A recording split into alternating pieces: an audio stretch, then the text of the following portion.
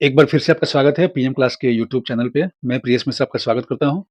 आज हम लोग नवोदय विद्यालय का जो एग्ज़ाम हुआ है क्लास 5 टू 6 में जाने के लिए, तो उसका आंसर की देखेंगे कि क्लास 5 का जो मैथ है, उसमें 20 क्वेश्चन मतलब इस पेपर में कुल नवोदय विद्यालय के एंट्रेंस एग्ज़ाम के पेपर में कुल 80 क्वेश्चन थे। जिसमें 40 क्वेश्चन थे रीज़निंग के, 20 क्वेश्चन थे मैथ के और 20 क्वेश्चन थे आपके हिंदी के। तो इस 80 क्वेश्चन में आज सिर्फ 20 क्वेश्चन मैथ्स की बात करूँगा और उसका आपको एग्ज़ैक्ट आंसर बताने की कोशिश करूँगा। तो ये एक क्वेश्चन है, जिसमें पहला ही क्वेश्चन है, आप ध्यान सुनिएगा। एक वर्गाकार पार्क की भुजा एक वर्गाकार पार्क की भुजा 50 मीटर है। इसमें अंदर की ओर चारों ओर 2.5 मीटर चौड़ा पथ है। इस पथ को समतल कराने पर ₹10 प्रति वर्ग मीटर की दर से कितना व्यय होगा? ये क्वेश्चन है। अब हम इसका उत्तर निकालने का प्रयास करते हैं। 50 मीटर चौड़ा एक वर्गाकार पथ है। तो 50 मीटर चौड़ा है, तो मैंने मान लिया कि ये वर्ग है, जो 50 मीटर की लंबाई चौड़ाई तो बराबर होती है। तो ये है 50 मीटर और बीच में एक 2.5 मीटर चौड़ा पथ है। ये 50 मीटर हो गया, तो ये भी 50 मीटर, ये भी 50 मीटर और ये भी 50 मीटर। तो ये जो रोड है बीच का, इसको 10 रुपये प्रति वर्ग मीटर की दर आई है बनाने में। तो इसका कुल खर्च कितना कितना व्यय होगा, इसको बनाने का कॉस्टिंग क्या आएगा? तो अगर हम बाहर के वर्ग में से अंदर के वर्ग का क्षेत्रफल घटा देंगे, तो हमें सड़क का क्षेत्रफल ज्ञात हो जाएगा। तो जब हमें सड़क की क्षेत्रफल मालूम चल जाएगी, तो हम इजीली बता पाएंगे कि उसको बनाने में लागत क्या आया था। जैसा कि दिया है 10 रुपये प्रति वर्ग मीटर, तो 10 रुपये कॉस्ट है प्रति वर्ग मीटर और 50 मीटर लेंथ था और ये जो सड़क है उसकी 2.5 यहाँ से कम हो गया और 2.5 यहाँ से कम हो गया। तो ये जो लेंथ है अंदर का, तो टोटली 50 था, ये 2.5 निकल गया और ये 2.5 निकल गया, तो ये हो गया 45। ठीक, इधर से ये 2.5 निकल गया और इधर से ये 2.5 निकल गया, तो ये जो बीच की दूरी है वो भी हो गई कितनी? 45। तो ये जो अंदर का जो वर्ग बना वो 45 मीटर लंबाई का चौड़ाई का बना। तो यदि हम बाहर का जो वर्ग है, बाहरी वर्ग के क्षेत्रफल में से घटा देंगे अंदर के वर्ग के क्षेत्रफल को, तो हमें क्या ज्ञात होगा? हमें ज्ञात हो जाएगा इस सड़क का एरिया। तो बाहरी वर्ग क्या है? तो 50 मीटर की इसका स्क्वायर माइनस 45 मीटर इसका स्क्वायर। तो 50 का वर्ग होता है 2500 माइनस 45 का वर्ग होता है 20-25। क्या होता है? 20-25। जब इसको घटाएंगे तो 75, 475 मीटर स्क्वायर। ये जो सड़क का क्षेत्रफल ज्ञात हो जाएगा। तो 1 मीटर स्क्वायर का रेट क्या है? 10 रुपए। तो 475 में हम गुणा करेंगे 10 से, तो आंसर आएगा 4450 रुपीज। ये कॉस्ट, ये व्यय होगा। तो इस सवाल का जो आंसर होगा वो होगा ऑप्शन नंबर बी 4750। अब अगला सवाल जो है वो है, निम्नलिखित आयतों में से किसका क्षेत्रफल सबसे अधिक है और कितना है?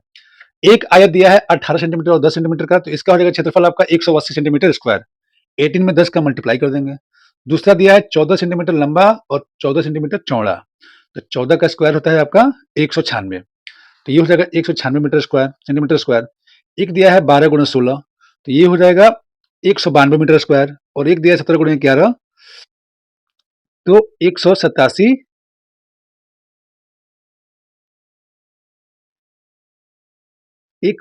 Centimetre square. तो मुझे उम्मीद है कि बहुत से बच्चों ने इसे गलत किया होगा, क्योंकि जो ऑप्शन दिया है उसमें आयत ए का जो क्षेत्रफल है इसमें तो दिया है 18 सेंटीमीटर और 10 सेंटीमीटर और ऑप्शन में दिया है 280। इसका जबकि क्षेत्रफल होगा इसका 180 सेंटीमीटर स्क्वायर, इसका होगा 196, इसका होगा 192 और इसका होगा 187। तो इसका ऑप्शन बी सही होगा, 196 मीटर स्क्वायर क्वेश्चन के अनुसार। क्योंकि 280 ऑप्शन में दिया है, लेकिन क्वेश्चन में तो 280 वाला कोई आयत है ही नहीं। एक है 18 सेंटीमीटर लंबा और 10 सेंटीमीटर चौड़ा, तो 18 दहिया 180 क्षेत्रफल। एक है 14 सेमी लंबा और 14 सेमी चौड़ा, तो 14 का स्क्वायर होता है 196, तो ये हो सकता है। उसके बाद 16 गुणे 12, तो ये होता है 192, ये भी हो सकता है। 17 गुणे 11, ये होता है 187। तो 196 जो ऑप्शन है आयत बी, ये सही होगा। तो क्वेश्चन नंबर 42 का जो आंसर होगा वो होगा, ये था 41 और ये हो गया 42 और ये होगा वो आयत 196, ये सबसे बड़ी आयत होगी। अगला सवाल है, एक साइकिल के पहिए में कुल 24 तिल्लियां हैं। दो संलग्न तिल्लियों के बीच का कोण है। तो कुल 24 तिल्लियां हैं ना, तो एक साइकिल का ये पहिया है, तो इसमें अगर कुल 24 तिल्लियां हैं, तो ये अगर हम सेंटर मान लेते हैं और ये सब तिल्लियां हैं, इसको आप काउंट करेंगे 24 हो, तो ये इस एंगल पे ये टोटल का कोण कितना बनेगा? ये बनेगा 360 डिग्री। तो इन दोनों के बीच में कितने डिग्री का कोण बनेगा? तो कुल 24 तिल्लियां हैं, तो कुल 24 एंगल बनेंगे, कुल 24 एंगल बनेंगे। तो ज्ञात होगा 360 डिग्री में हम डिवाइड करेंगे 24 से, तो आएगा 15 डिग्री और यही होगा आपका आंसर। यानी कि दो तिल्लियों के संलग्न कोण जो बनेगा वो बनेगा 15 डिग्री का। ये था सवाल नंबर 43। अब आते हैं सवाल नंबर 44 पे। ये क्या कहता है? तो इस सवाल में 4 ऑप्शन थे, 10 डिग्री 43 में, 10 डिग्री, 15 डिग्री, 24 डिग्री और 30 डिग्री। तो ये 15 डिग्री आंसर सही होगा। सवाल नंबर 44 कहता है, शाम 6 बजे घंटे व मिनट की सुइयों के मध्य क्या कोण बनेगा? शाम को 6 बजे जो घंटे की सुई होती है, अगर ये शाम को 6 बज रहा है तो ये घंटे की सुई हो गई यहाँ पे 6 पे, और ये है 12, और जब पूरा 6 बजेगा तो ये यहाँ पे हो जाएगी कोण। तो ये जो कोण बनता है, ये जो एंगल बनता है, वो बनता है 180 डिग्री का। और इसमें 4 ऑप्शन दिए हैं, न्यून कोण, सम कोण, अधिक कोण और सरल कोण। तो इसका जो उत्तर होगा वो होगा सरल कोण। जो भी रेखा 180 डिग्री का कोण बनाता है उसे कहते हैं हम सरल कोण। ये 4 क्वेश्चन हो गए आपके। 5वां क्वेश्चन है, PQRS द्वारा हल किए गए प्रश्नों की संख्या को दंड ग्राफ पर दर्शाया गया है। उपयुक्त दंड ग्राफ से ज्ञात कीजिए कि Q और R ने मिलकर कितने प्रश्न P और S दोनों से अधिक हल किए? तो P ने किए 4, Q ने 6, R ने 8, R ने 10 और S ने 8।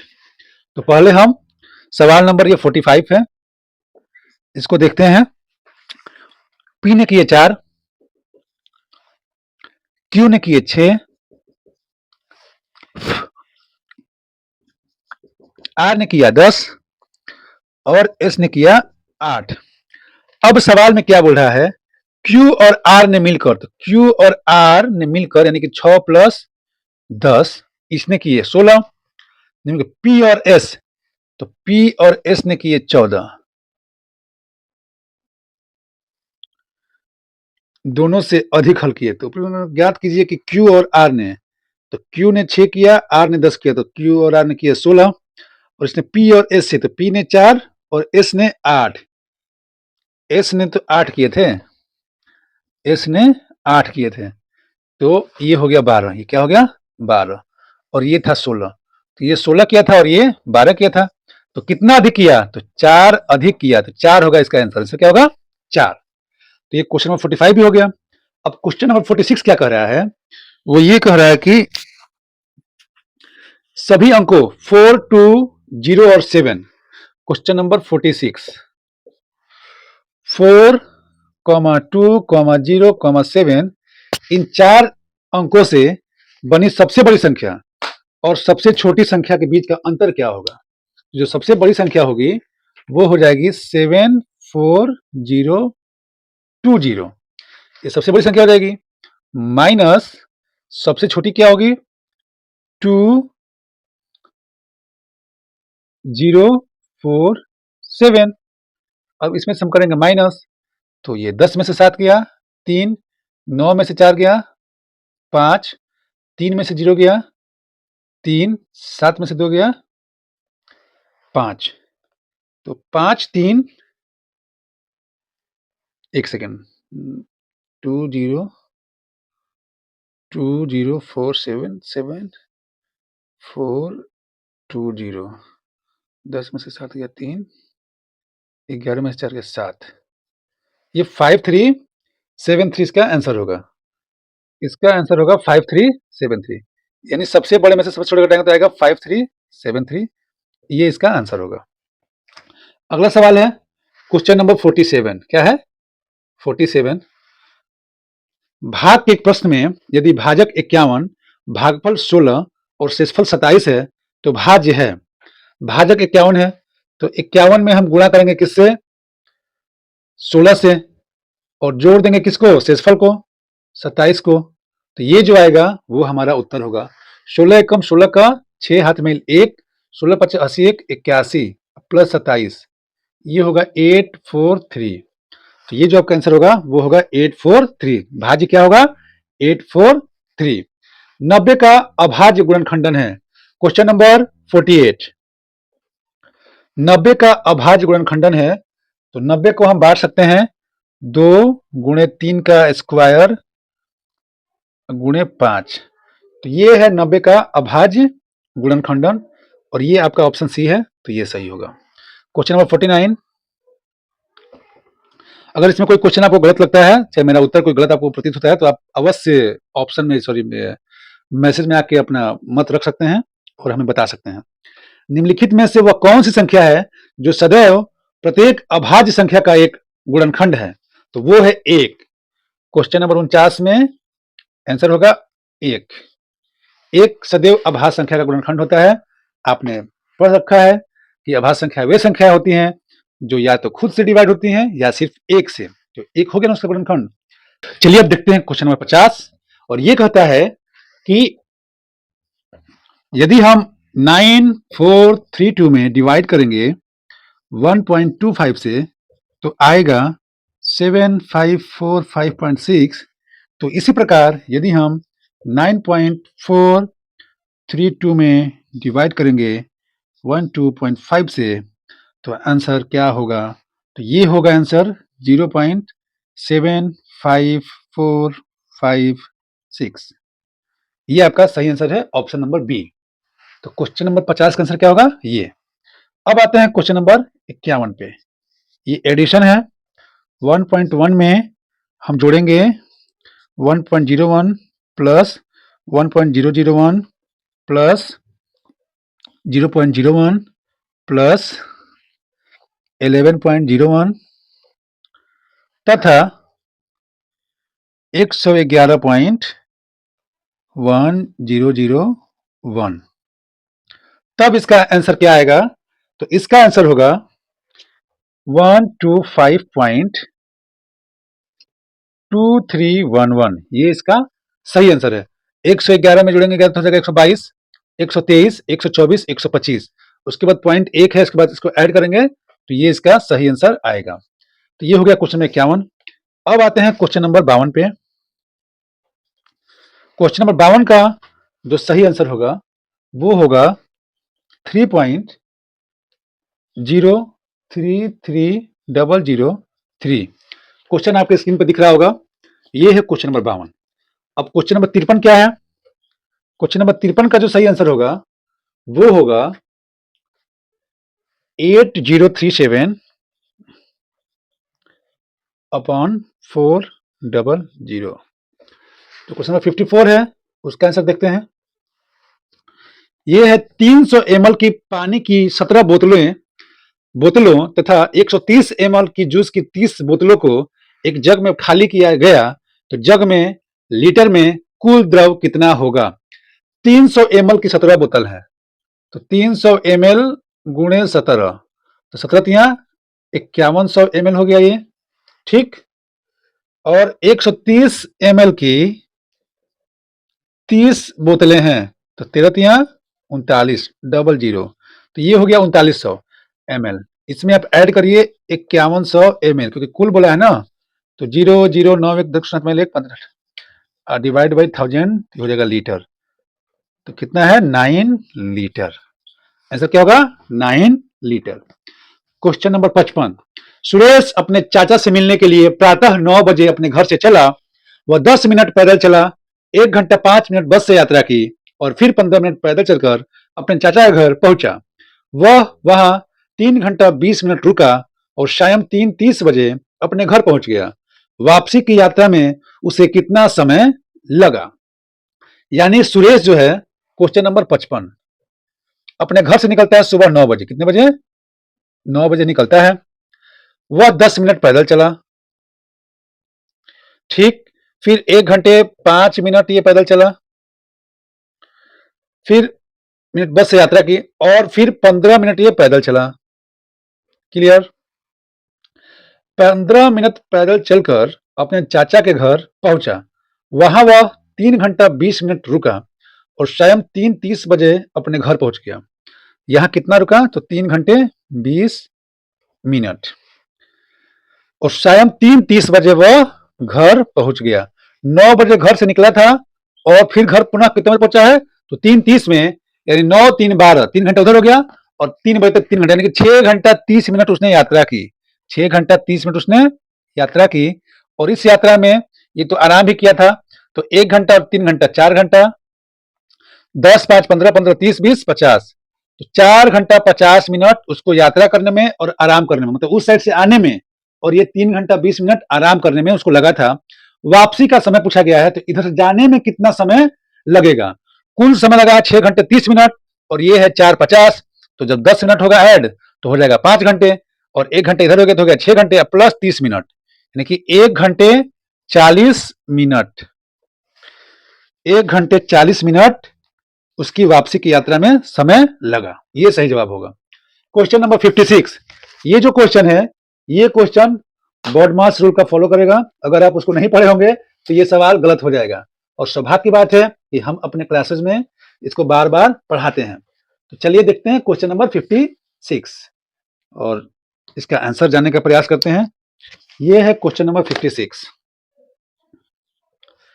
8 minus 18 minus 16 minus 5 minus 4 minus 1। तो सबसे पहले बॉडमास में हम जो बार है उसको सॉल्व करते हैं। 4 माइनस 1 क्या होगा? 3, तो ये हो जाएगा 5 माइनस 3। ये क्या है? 16 माइनस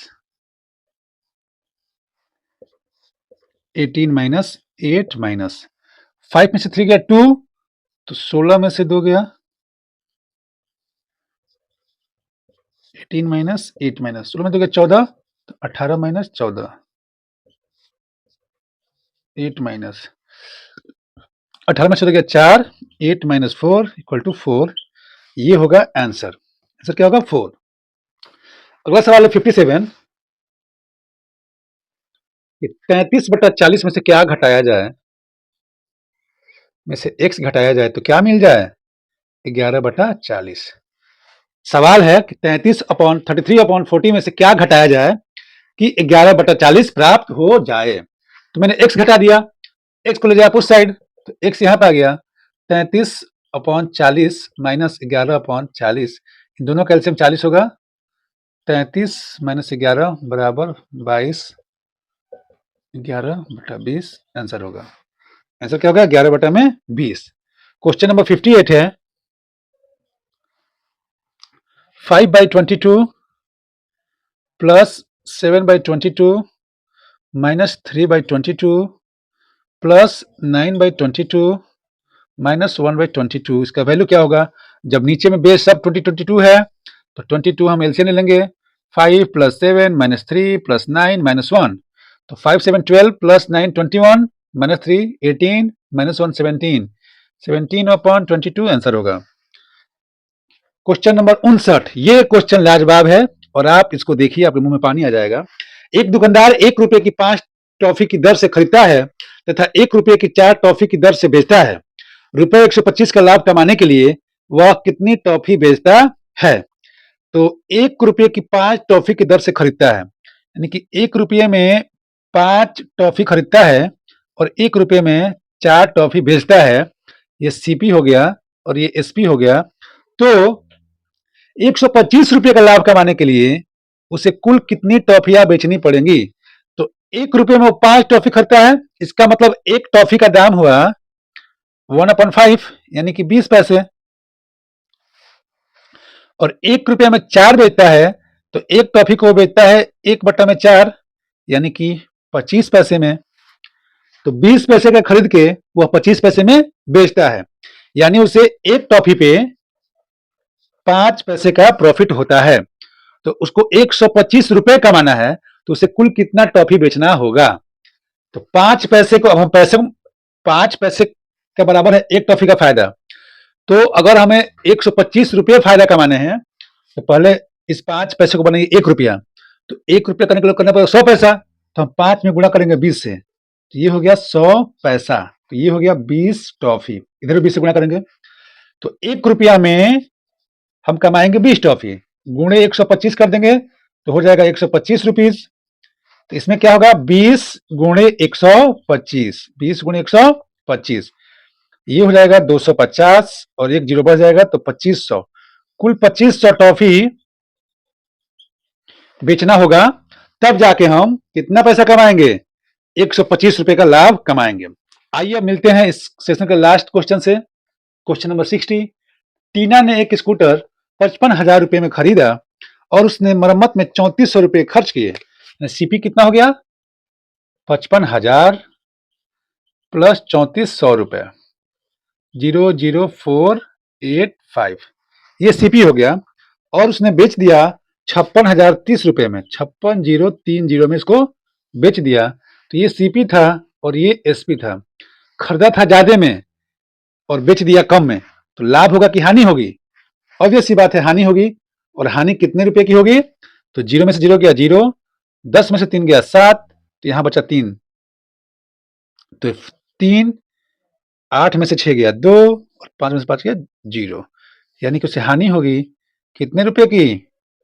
2370 रुपीज की हानि होगी। तो ये रहा आज के नवोदय विद्यालय का संपूर्ण आंसर की, सिर्फ और सिर्फ मैथ का।